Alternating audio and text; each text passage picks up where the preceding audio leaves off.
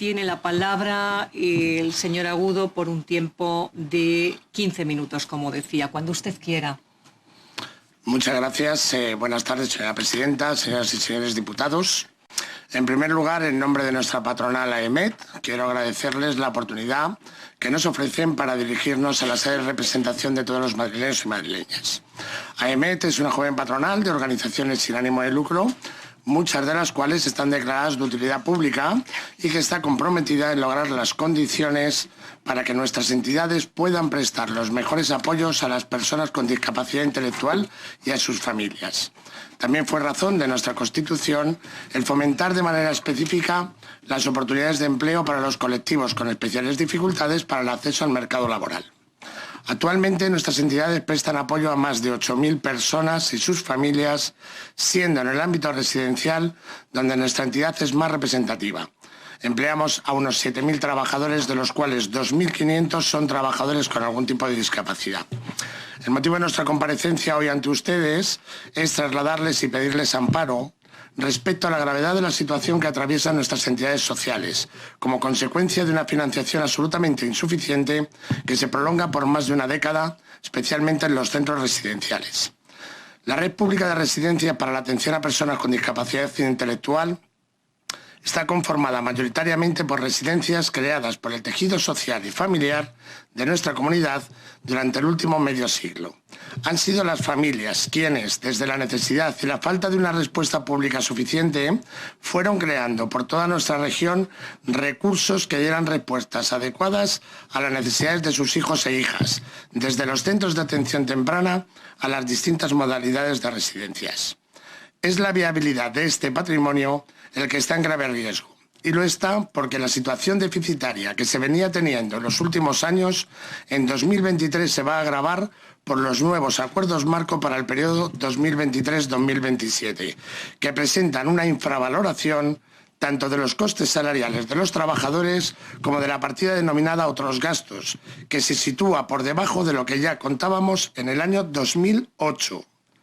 Así pues, lejos de una mejora con vista de futuro, es un claro e imposible regreso al pasado, que como no puede ser de otra forma, abocará a situaciones muy complejas de gestionar para evitar su impacto en las personas, usuarias, trabajadoras, proveedores, que hacen posible hoy el funcionamiento de estos centros.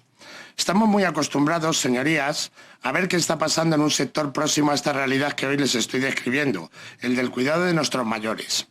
No vengo yo hoy aquí a hablar de lo que tienen que explicar otros, pero es posible que ya se estén haciendo la primera pregunta. Si esto no es de ahora, ¿cómo es que no ha saltado hasta ahora? ¿Cómo es que no salen a la luz situaciones con las personas con discapacidad intelectual, como algunas de las que hemos conocido a través de los medios en relación a los cuidados de nuestros mayores? El origen y la base social de nuestras entidades significa que los patronatos de nuestras fundaciones y las juntas directivas de nuestras asociaciones están formadas mayoritariamente por padres, madres, hermanos y hermanas de las propias personas usuarias, lo cual es una garantía de que ponemos el foco en la vulnerabilidad humana y que el bien cuidar de las personas es lo primero. A veces, como en este momento, aun a riesgo de poner en peligro la viabilidad de la propia entidad, aunque es nuestro deber y responsabilidad, y por eso estamos hoy aquí, para buscar el equilibrio entre la eficiencia en el uso de los recursos y el bienestar de las personas. Es por eso que ante la falta de una respuesta por parte de la Consejería de Familia, Juventud y Política Social para atender nuestras peticiones, que venimos hoy aquí ante la representación de todos los madrileños y madrileñas, también de los que tienen una condición de discapacidad intelectual, para en su nombre informarles de lo que está pasando y pedirles de nuevo un amparo y su protección a través de su capacidad legislativa y de control al Gobierno, para hacer posible un escenario menos incierto del que nos espera, y ello antes de que ocurran cosas que no deben ocurrir, o que haya entidades que injustamente puedan quedar en el camino. Veamos el punto de inicio. A lo largo del 2022, señorías, se han ido publicando los acuerdos marco para el periodo que va del 2022 al 26 y que en realidad van a llegar al 27, pues solo uno ha entrado en vigor. Esto es un buen ejemplo de un nuevo concepto que se está consolidando y que viene a denominarse como violencia administrativa, que sufrimos los administrados. No hace falta mucha matemática para entender que cálculos mayoritariamente realizados en 2021 y publicados en el 2022, sin atender estos al escenario inflacionario y que además han de extenderse hasta la primavera del 27 sin revisión, no pueden ser más que un desastre. Estos acuerdos marco adolecen de graves deficiencias de base. En primer lugar, no se ajustan al coste de los salarios que prevé nuestro convenio para el periodo 2022-24, ni prevé cantidad alguna para el periodo siguiente entre el 25 y el 27, como ya exige el convenio que regula la relación con nuestros trabajadores y, por tanto, de obligado cumplimiento para las entidades. En segundo lugar, tampoco se ha previsto el órgano licitador el incremento de los costes de cotización de seguridad social que vienen derivados del mecanismo de equidad intergeneracional. En tercer lugar, las subidas del salario mínimo interprofesional, hoy ya marcadas en 1.080 euros, de lo cual nos alegramos, ya que afectan de manera importante a parte de nuestros trabajadores, ya que muchos de los servicios complementarios de nuestros centros son prestados por personas con discapacidad intelectual, como los servicios de limpieza, lavandería, cocina, conserjería, etc. Para que vayan sus señorías haciéndose la idea. Cumpliendo las obligaciones reales de coste de personal, ojo, no las estimadas por el órgano contratante como ya he referido anteriormente, sino el real. El parámetro de costes generales de los acuerdos marco para el 23-27 resulta ser inferior en la mayoría de los casos a los que ya disponíamos, reitero, en el 2008. ¿Pueden sus señorías imaginar algún bien, producto, suministro, seguro, etcétera, cuyos costes 3 lustros después estén ahí por debajo de lo que ya costaban en el 2008? Y aún más, ¿garantizar ese valor por 4 años más hasta el 2027? En el 2008, señoría, la Consejería de Familia, Juventud y Política Social, en diálogo con el sector, decidió dar un impulso para equilibrar y regular las muy diferentes condiciones de prestación de servicios que tenían las personas en ese momento. Fue ahí donde se mejoraron los ratios de personal y los recursos económicos para el sostenimiento y viabilidad de los centros. Las condiciones se mantuvieron adecuadamente, según la evolución del IPC, hasta el año 2012-2013. En ese momento y en el contexto de la crisis financiera que vivió nuestro país, se nos pidió un esfuerzo de renunciar a un 5% del precio pactado, con la promesa de recuperarlo pasada la crisis, algo que el sector aceptó, arribando el hombro para salir de la crisis general y creyendo en la promesa de recuperación de lo perdido. Se realiza un segundo ajuste en el periodo 2014-2018, con una nueva bajada que osciló entre el 2 y el 8%, así como una variación de otras condiciones, como la que supuso la revisión del precio al 85% del IPC desde el origen y no al 100%. Para el periodo posterior del 18 al 23, no solamente sigue sin aplicarse la recuperación prometida, sino que recibimos varios mazazos. Aplicación de la ley de la desindexación de la economía española, que no permite revisión alguna en base al IPC durante todo el periodo, así como que las teóricas subidas aplicadas en muchos casos fueron absorbidas completamente por los incrementos de plantilla que se exigieron, y que si bien no podíamos por menos que celebrar, no puede ser a nuestra costa. Para sumar más problemas, tuvimos un desfase importante en la dotación de los costes de personal, pues fueron establecidos según las tablas salariales del 2016, ya que se congelaron los salarios hasta el 2019, por lo que el 100% de los incrementos de los costes derivados del actual 15 convenio colectivo, que suponían una fuerte subida para nuestros trabajadores, han sido soportados íntegramente por las entidades. Y aún más, en 2022, ya que nuestro convenio es trienal, la revisión del 2022 también ha sido a cargo de las entidades. Por último, hemos asumido de igual manera los costes anuales del incremento de precios de productos y servicios necesarios para la atención a las personas con discapacidad intelectual de los centros, como son el gas o la electricidad. Con estos antecedentes será vital para el sector contar con unos acuerdos marco para este periodo 2022-2026, que en realidad, como he dicho, serán para el 23-27, que recogieran no solo el esfuerzo descrito y soportado, sino una dotación que permita ser viables. ¿Y que hemos recibido, señorías? Créanme que no exagero si digo en nombre de mis compañeros que lo recibido ha sido la puntilla. Y me explicaré buscando la comprensión de todos ustedes. En materia de cálculo de los costes de recursos humanos, es decir, el personal, se ha estimado una subida del 3,75 entre el 3,75 y el 4,1%, cuando la realidad es que los salarios, según el convenio, han crecido un 7,15, solo para el periodo 2022-2024, que tendremos un segundo periodo que al menos tendremos otro 3,75% de subida. A ello se suman los posibles incrementos del salario mínimo interprofesional que irán del 2023 al 2027 y que tampoco han sido tenidos en cuenta los contratos. En materia de gastos generales, como se ha comentado, la cifra presupuestada es inferior al 2008 para los acuerdos marco de las distintas tipologías de residencias y en el caso de las viviendas tuteladas inferior al fijado en el 2018. Les voy a contar algunas singularidades. Mientras en 2008 ya contábamos entre 9 y 9,60 euros para el menú diario, desayuno, almuerzo, comida, merienda y cena, con sus decenas de diferentes dietas adaptadas a la salud de las personas y en las que se incluía la materia prima, los gastos de producción, personal de cocina incluido, el precio para este concepto hasta el 2027 se ha fijado por la Consejería entre 8,14 y 9 euros. Para la limpieza y la lavandería del centro, donde en el 2008 se estimaban necesarias entre 8 y 11 personas, según la tipología de centro, para cubrir los 365 días del año en turnos de mañana y tarde, ahora se pretende resolver con menos de 7 trabajadores y siempre sin actualizaciones salariales ni el salario mínimo interprofesional, como ya hemos expresado. En resumen, tenemos 9 euros diarios o menos para desayuno, almuerzo, comida, merienda y cena para los próximos 4 años. A lo que hay que sumar que tendremos que ensuciar y ducharnos, menos a un riesgo de acabar viviendo en una pocilga. Eso por no citar cuando no podamos poner la calefacción por no poder pagar el gas o la electricidad. Antes de llegar aquí, señorías, se preguntarán qué hemos hecho. Sin ánimo de exhaustividad, pero sí de ilustrarles sobre los pasos andados, empezaré por decirles que, desgraciadamente, si estamos hoy ante ustedes pidiendo amparo, entenderán que el recorrido hasta llegar aquí ha cosechado poco, por no decir ningún éxito. En diciembre del 21 nos dirigimos a la Dirección General de Discapacidad de cara a una inminente revisión de los acuerdos marco de 2022 en términos muy similares a los expuestos ante ustedes esta tarde. En febrero del 2022 mantuvimos un encuentro con la consejera y el director general reiterando el análisis y las propuestas. Con ocasión del primer acuerdo marco publicado, el de graves trastornos de conducta, interpusimos un recurso especial ante el Tribunal Administrativo de Contratación de la Comunidad de Madrid. Con todo el respeto a esa sala administrativa, su respuesta no aportó ningún elemento de contradicción a lo expuesto por nuestra parte y se limitó a respaldar la acción del órgano contratante por el mero hecho de serlo. Hemos interpuesto demanda contenciosa administrativa a esa respuesta y al resto de acuerdos marcos de residencias y de viviendas tuteladas.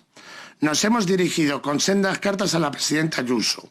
Para la preparación de las demandas hemos encargado 2 peritajes independientes para valorar si, como exige la ley de contratos, son equilibrados y se ajustan a precios de mercado, los precios fijados por la Consejería, con resultados tan sorprendentes por su magnitud como esperados por las vivencias de nuestras cuentas de resultados, de estar fuera de mercado.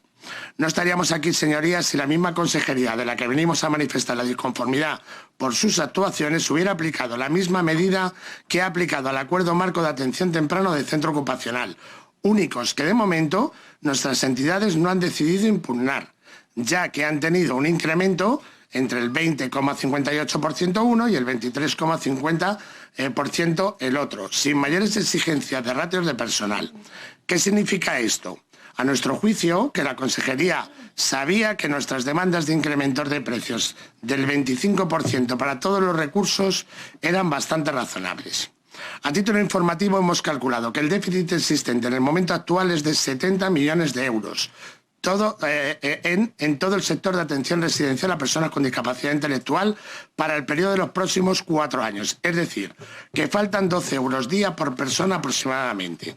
Esto significa, señorías, que cuantas más personas con discapacidad intelectual apoyan las entidades en residencias y viviendas, más difícil es evitar no verse arrastradas por esta mala financiación y no descarten hasta la desaparición. Y sí, señorías, lo mismo que hubo otra manera de resolver esto que no se quiso desarrollar, ahora sigue habiéndola y se la trasladamos a ustedes como en su momento la trasladamos a la Dirección General, a la Consejería y a la Presidenta. Tenemos 2 salidas legales. Que a los acuerdos marcos que por 2 años, o sea, que son por 2 años prorrogables por otros 2 a voluntad de la Consejería, no se prorrogan al acabar los 2 primeros años y revisar adecuadamente los precios en 2024. O bien que de mutuo acuerdo, sobre la base de un desequilibrio económico sobrevenido, se produzca su posible compensación. Y para finalizar, ¿a qué nos arriesgamos, señorías? Durante una década con recursos por debajo del coste que en realidad cuesta atender las necesidades de cuidado de las personas profesionales, colaboradores y supliendo esa falta con el patrimonio histórico de las entidades, estamos ya en el momento en el que muchas de ellas tendrán que decidir cómo se las van a arreglar para llegar a fin de mes durante 4 años, para completar este periodo sin llevar a la ruina a la propia entidad, a la imposibilidad de seguir prestando los apoyos y, por tanto, dejando en la estacada a usuarios, familias y profesionales. Ya termino. Hoy hemos dado un paso más. Seguiremos luchando por defender nuestras entidades porque estamos seguros de que los 50 años de historia que muchos de nosotros ya hemos alcanzado avalan un buen hacer que ha hecho posible que miles de madrileños y sus familias tengan hoy vidas dignas e inclusivas, con derechos y apoyos que lo han hecho posible y a los que no queremos renunciar. Tampoco como movimiento social sin ánimo de lucro vamos a anteponer a cualquier precio la economía a las personas, cambiando vidas alegres y sonrisas por miradas tristes desde los ventanales de las residencias, por muy de oro que éstas sean. Muchas gracias y disculpad. Muchas gracias, presidenta. Desde luego queremos agradecer desde el Grupo Parlamentario Mar Madrid la presencia del señor Agudo y la comparecencia de AEMET, porque creo que ha sido una comparecencia muy valiente, en realidad, y muy bien fundada, con datos específicos que nos han dejado realmente una gran angustia. La verdad que ha sabido transmitir usted muy bien las dificultades por las que está pasando todas las personas con discapacidad, dependientes de sus empresas y probablemente de todo el sector.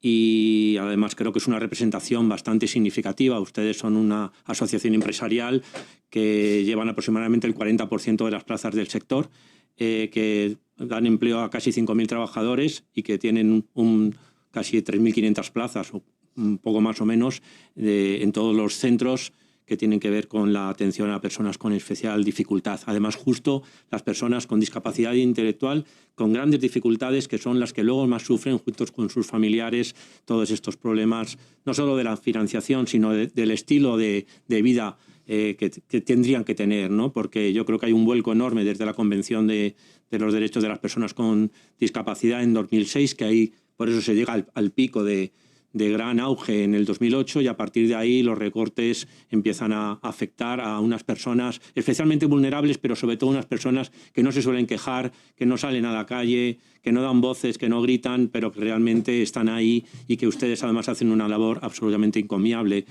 Yo creo que esto también manifiesta el fracaso de la idea que tiene el Partido Popular, 25 años gobernando, de que no, que el problema era que los centros de financiación 100% pública pues podían ser mal gestionados, etcétera. Ustedes son, digamos, la guinda de la financiación y de la colaboración público-privada del tercer sector.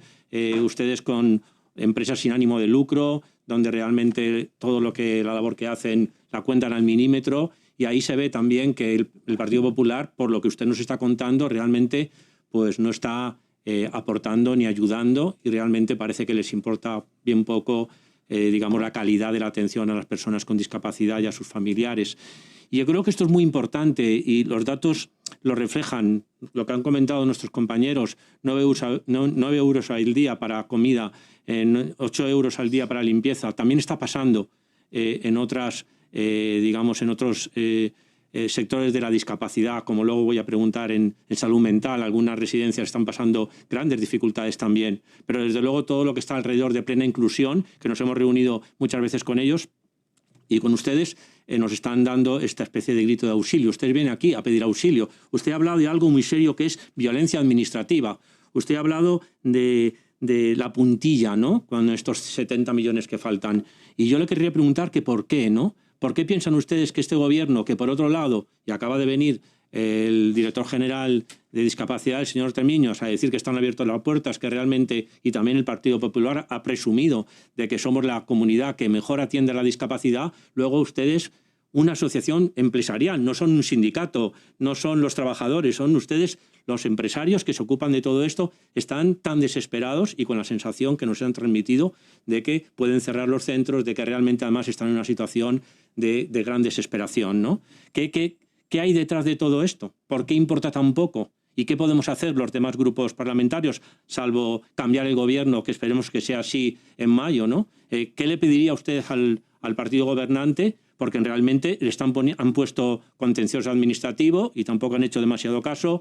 Están intentando llamar a la puerta de la consejería en innumerables ocasiones y aparentemente no se abre la puerta. Es curioso que usted ha dicho algo que me ha llamado la atención. Ha dicho, para atención temprana y para algunos otros convenios sí que se han revisado al 20-25%, pero el señor consejero de Hacienda, cuando estuvimos discutiendo los presupuestos, y también la señora consejera de Políticas Sociales nos habría dicho que iban a aumentar el presupuesto en un 20 o un 25% y que el año pasado también habían aumentado el presupuesto, pero no parece que llegue a las personas por discapacidad.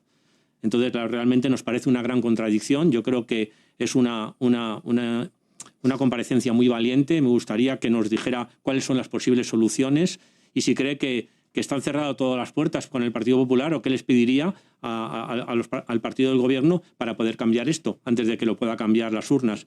Y por otro lado, desde luego, toda nuestra solidaridad para las personas con discapacidad, para sus familiares y desde luego intentaremos que si nosotros llegamos al Gobierno hacerlo de otra manera. Y muchísimas gracias. Es el turno ahora de usted, señor Agudo Villa. Bueno, buenas tardes de nuevo. Sí, ya me he puesto el tiempo, voy a tardar menos quizá. Yo, bueno, no tenía intenciones de entrar a ninguna cuestión particular porque no he venido yo hoy aquí. Es decir, he venido a exponer una situación que creo que es clara y meridiana. ¿Por qué entrar en una discusión farragosa como pues los comentarios que está diciendo ahora de si yo con 10 euros por 4 personas, está claro, si cocino yo no cobro, está claro, ¿no? Con lo cual no voy a entrar en otras situaciones que podría rebatirle sobradamente con datos, tanto de cajón como que usted me pretende decir que las prestaciones económicas para cuidado de los familiares, el cheque servicio, que en el mejor de los casos son 700 euros y una plaza de gravemente afectados vale aproximadamente 80 euros diarios, pues es que no podemos entrar en esa discusión. Yo lo que le vengo a decir es lo siguiente. En primer lugar, las entidades que forman parte de la patronal son asociaciones y fundaciones, no solamente organizaciones sin ánimo de lucro, sino declarados de utilidad pública. Que esto es una situación que parece que hoy en día la mayoría de la gente se ha olvidado. Es decir, la función que nosotros llevamos a cabo es de interés general, primero. Segundo, nuestros estatutos siempre regulan, porque es obligado, que todas las instalaciones y todos los servicios que prestamos siempre van a estar dedicados independientemente de quién sea el titular. Es decir, si mañana la institución, ya que la ha mencionado, que es Apaniz, y vengo aquí en representación de la patronal, no de Apaniz, pero no tengo ningún problema, si mañana Apaniz desapareciera, la entidad que viniera seguiría estando ahí. ¿Qué quiere decir esto? Que nosotros, y es otra de las premisas de la Declaración de Utilidad Pública, hasta el 70% de nuestros ingresos, incluido el beneficio, tienen que estar reinvertidos para el fin para el que para dar cumplimiento a los fines estatutarios. Y además hay otra premisa importantísima, y es que no podemos dar pérdidas. ¿De acuerdo? Pero no es porque lo diga yo, eso está establecido por ley para que las entidades estén. Bien. Si usted quiere que yo le dé la cuenta de resultados, mis cuentas son públicas, no hace falta que se las dé. Usted las puede buscar en nuestra página web, están abiertas y son públicas. Pero una cosa no quita la otra, es decir, la sostenibilidad de un centro no está basada en que una entidad como la mía pueda tener una gestión que pueda funcionar. Si le doy nombres de instituciones y ustedes se va a ver el que solo tiene una residencia, si esa residencia es viable, hemos terminado de hablar. Pero si esa residencia no es viable, es que no puede ser que en una estructura grande sí funcione y entonces podamos escudarnos y, sin embargo, si hay una sola residencia que no funciona, entonces es que están los cálculos mal hechos. No voy a entrar nada más, simplemente decirles que a lo largo de los últimos 50 años, no solamente nosotros, sino que todas las organizaciones, tanto si forman parte de la patronal como el Pleno de Inclusión, hemos ido generando recursos y seguiremos estando. Esa lista de espera a la que se estaban refiriendo, los 1.200 y pico personas para residencias, ¿saben por qué? Porque en la medida en la que yo ya no tenga posibilidad de generar un beneficio, no voy a seguir construyendo. Si quieren ustedes hablamos del número de residencias o de centros de atención especializada que ha abierto la Comunidad de Madrid en los últimos años, con los dedos contados. Eso se lo garantizo. Y sin embargo, una entidad como Apaniz, ¿vale?, o como algunos de los compañeros que están aquí sentados, hemos abierto entre 5 y 6 recursos distintos, incluidos residenciales. ¿Por qué les cuento esto? Es decir, la sostenibilidad no solamente se trata de que en un momento determinado una entidad concreta se pueda ir al garete, es que esto está establecido para un funcionamiento mucho más allá. Usted antes me estaba preguntando, señora Joya, me estaba preguntando sobre qué partidas presupuestarias pueden estar destinadas o no.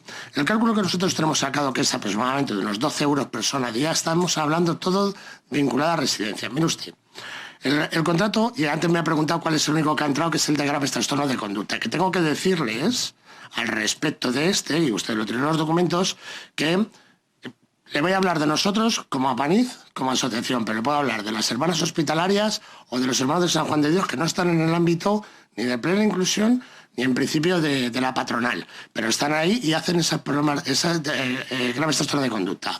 Se ha duplicado el ratio de personal, se ha duplicado, es decir, el 100% de plantilla además, lo cual, pues oye, pues está bien, ¿no? Porque de alguna manera eso cubre necesidades. Y la subida ha sido en torno al 28%. Entonces, les doy otro ejemplo. Residencias con centro de día. Una dotación económica para personal de 750.000 euros por un módulo de 60, actualmente 1.150. Y sin embargo, que son 330.000 euros más. Ese contrato ha subido 180.000. ¿De dónde creen que han recortado los otros 180 que faltan? En números redondos. De la parte de gastos generales. Entonces usted me pregunta, ¿puede decirme de dónde adolecen? Primero le puedo, lo tendría que consultar con mi junta directiva de la patronal, pero le brindo los 2 informes por 2 entidades que nos han hecho de los 2 peritajes que hemos presentado a los contenciosos, que viene detallado hasta el último euro. Pero ¿por qué cree que tenemos los gastos generales en el 2008? Pues muy sencillo, porque la mano de obra que viene detallada por digamos, el convenio colectivo se ha actualizado. Y también tengo que decirle que esa sentencia de la que estaba hablando, perdóname, pero se me ha olvidado su nombre, discúlpeme, señora diputada, de alguna manera eso es solamente parcial lo que ha dicho. Es decir, el convenio colectivo, el 375, han dicho aplicarlo, pero se le olvida decir que el N1 y el N2, que lo contemplan, ha subido un 1,7 y un 1,7, cosa que no han recogido los contratos. Entonces, por eso le digo que no voy a entrar en detalles, pero podríamos entrar sobradamente, y les garantizo que lo que yo les estoy diciendo aquí está respaldado no porque lo diga Juan Agudo o porque lo diga cualquiera de mis compañeros, sino porque lo dicen los auditores, que son auditores externos. Entonces, el funcionamiento de los centros de atención diurna pueden tener ciertas garantías de viabilidad, y les voy a decir más. Nuestras organizaciones hacemos tanto encaje de bolillos que ese excedente que nosotros tenemos reutilizamos para el funcionamiento de nuestros centros. Esto que les he contado es así, es decir, ustedes cogen el pliego del año 2018 y ven el coste de la mano de obra y los costes generales, porque el precio es muy sencillo y lo tienen ustedes en los documentos. A más B más C. Gastos de personal, gastos generales, beneficio industrial marcado en el 6%. Así de sencillo. Entonces, ustedes cogen los valores del 18 y cogen los valores actuales. Piensen en una cosa. Es insostenible de todo punto una relación contractual que no tenga posibilidad de revisión. Pero no para nosotros y para cualquiera. Entonces, a partir de ahí, ese es el quid de la cuestión. Usted me ha preguntado qué le pediría a la Administración. Lo que le pediría es que metiera una cláusula de revisión, que también le tengo que decir, y no me avergüenza, y no tengo problemas porque no tengo por qué esconderme de nadie, cuando de alguna manera, lo digo por lo de la garantía, lo hemos transmitido por activa y por pasiva. Yo estoy aquí sentado en representación de una serie de entidades. ¿Cuál es el quid de la cuestión? O introducen elementos de revisión en una modalidad contractual, o la modalidad contractual tiene que ser más corta. ¿En qué cabeza cabe que yo tenga un precio para 4 años? Es de imposible cumplimiento. Entonces, bueno, simplemente una cosa que me gusta decir, y ya con esto voy a cerrar, es que piensen que todos ustedes tienen toda su vida para hacer sus deberes bien, mal o regular. Y el día que sean dependientes, como en buena lid nos puede pasar a cualquiera al final de nuestra vida, si hemos hecho nuestros deberes bien, podremos elegir lo que queremos. Si no los hemos hecho bien, nos tendrán que ayudar. Pero las personas con discapacidad son desde que nacen hasta que se mueren. Son personas dependientes siempre. Entonces, si no tenemos nosotros la posibilidad de brindarles apoyos en distintas etapas de su vida para que tengan una calidad de vida plena y con unas garantías, no tengo nada más que decir. Muchísimas gracias.